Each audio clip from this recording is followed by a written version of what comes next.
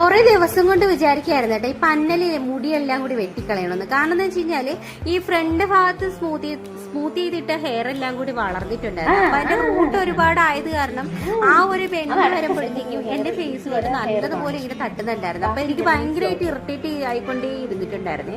അങ്ങനെ ഫൈനലി ഞാനത് വെട്ടിക്കളയാൻ വേണ്ടി തീരുമാനിച്ചിട്ടുണ്ടായിരുന്നു. അപ്പൊ കുറെ നാളത്തെ ആഗ്രഹമായിരുന്നു കേട്ടോ ഹെയർ നല്ല ഷോർട്ട് ആക്കണമെന്നുള്ളത്. അപ്പൊ അത് ആദ്യക്ക് ഞാൻ ഏകദേശം ഇതുപോലെ ആയിരിക്കും എന്നൊക്കെ പറഞ്ഞു കൊടുത്തിട്ടുണ്ടായിരുന്നു കേട്ടോ.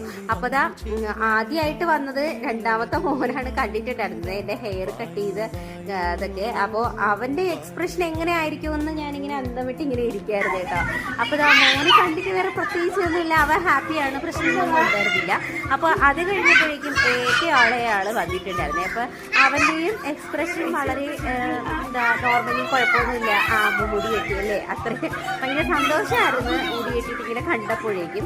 അത് കഴിഞ്ഞിട്ട് ആ മൂത്ത ആളാണ് വന്നിട്ടുണ്ടായിരുന്നത്. അപ്പോൾ സത്യം പറഞ്ഞു കഴിഞ്ഞാൽ ഇവനാണ് ഏറ്റവും കൂടുതൽ ഷോക്ക് ആയിട്ടുള്ളത്. നമ്മ ഇത്രയും മുടി വെട്ടിയോ എന്നുള്ളൊരു ഇതിൽ നിൽപ്പുണ്ടായിരുന്നു കേട്ടോ. അപ്പോൾ ഏറ്റവും മൂത്ത ആളിനാണ് ഭയങ്കരമായിട്ട് ഷോക്ക് ആയിട്ടുണ്ടായിരുന്നത്.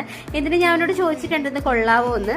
അപ്പോൾ കൊള്ളാന്നാണ് പറഞ്ഞിട്ടുണ്ടായിരുന്നത്. അപ്പോൾ അത് അമ്മയും അച്ഛനെയും കാണാൻ വേണ്ടിയിട്ട് നേരെ മുകളിലോട്ട് പോയിട്ടുണ്ട്. അപ്പോൾ മാമനും വന്നിട്ടുണ്ടായിരുന്നു. അപ്പോൾ അത് അമ്മ അന്തം വിട്ടിരിക്കുന്നത് അമ്മയും അച്ഛനും. അമ്മ പറയുന്നുണ്ടായിരുന്നു ഞാൻ പണ്ട് അച്ഛന്റെ ആ ഒരു അച്ഛന് ഏകദേശം ഇതുപോലെയായിരുന്നു മുടിയൊക്കെ വളർത്തിയിരുന്ന സമയത്ത്, പണ്ട് അച്ഛൻ ഇങ്ങനെയായിരുന്നു എന്നൊക്കെ ഇങ്ങനെ അമ്മ പറയുന്നുണ്ടായിരുന്നു കേട്ടോ.